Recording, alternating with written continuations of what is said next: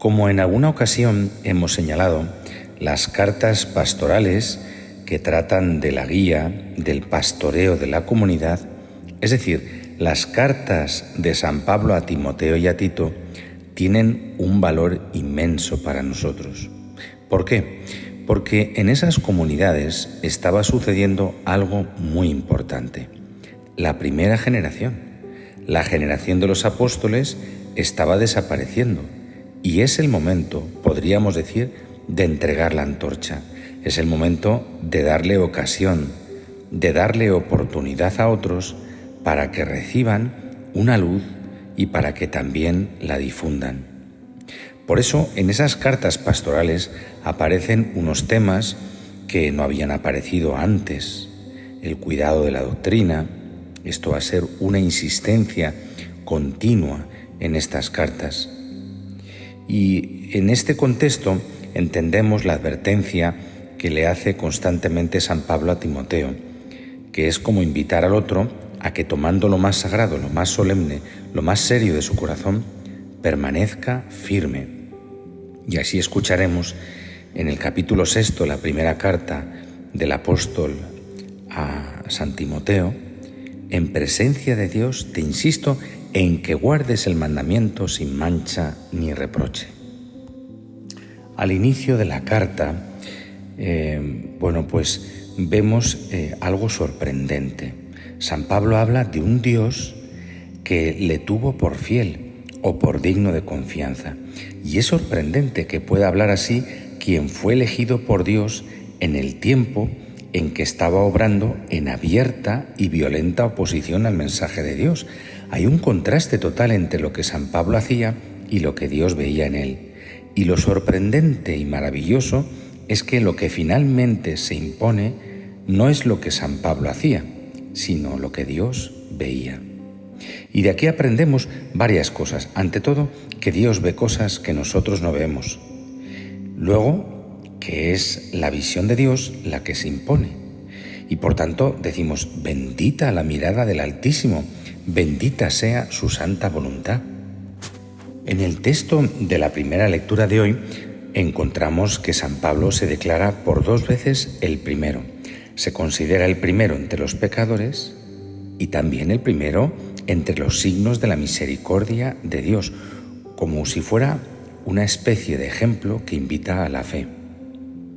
Y como Dios hizo de él un signo de misericordia, así lo hizo un instrumento de misericordia a través del ministerio de la predicación. Aquel que ha sido compadecido no tiene más que predicar, sino su propia historia de salvación. La compasión divina es tan poderosa que hace que nuestro pasado sea un lenguaje en el que ya no se lee ruina, sino construcción, reedificación, recreación maravillosa. Ya no la herida, sino el relato de su curación. Ya no el hedor del pecado, sino el penetrante y dulce aroma de la gracia. Por eso, para aprender a ser predicadores de la gracia, necesitamos aprender a ser conocedores de la desgracia, es decir, de nuestras desgracias, que no son otra cosa que nuestros pecados. Un predicador ajeno al tema del pecado, un bautizado ajeno al tema del pecado, es un bautizado, un predicador ausente del drama del dolor humano y de la epopeya del amor divino. Por otra parte, en el Evangelio de hoy llama poderosamente la atención esa frase queja de Jesús: ¿por qué decís Señor, Señor, y no hacéis lo que yo os digo?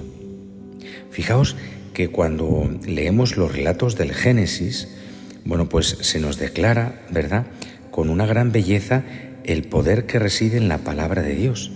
Y dijo Dios, y fue así.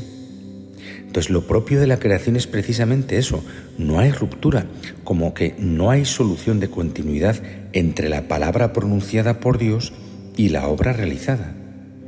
Y Cristo hoy está diciéndonos que hay una situación diferente ahora, que ahora sucede que Dios habla y nada sucede. Es como una afrenta a Dios. Nuestra rebeldía es como un modo de decirle que Él no es nuestro creador o que nosotros no somos sus criaturas. ¿Por qué me dicen Señor, Señor y no hacen lo que yo les digo? Y hay otra cosa a destacar también en el texto de hoy, y es que el Señor nos hace ver que hay una continuidad entre el corazón y la boca. Pues nos dice, la boca habla de lo que está lleno el corazón, y esto que es verdad en el hombre, es verdad de modo eminente en Dios, su creador, de quien el hombre ha sido hecho imagen. Es decir, la boca de Dios no habla otra cosa sino lo que tiene su corazón. Es lo mismo que leemos en el Evangelio de San Juan. ¿Os acordáis? Nadie ha visto jamás a Dios. El unigénito de Dios que está en el seno del Padre, Él lo ha dado a conocer. Cristo, la palabra del Padre, es también la expresión del ser íntimo del Padre, de modo que nada más cabe conocer de Dios sino lo que podemos saber a través de Jesucristo, nuestro Señor. Amén.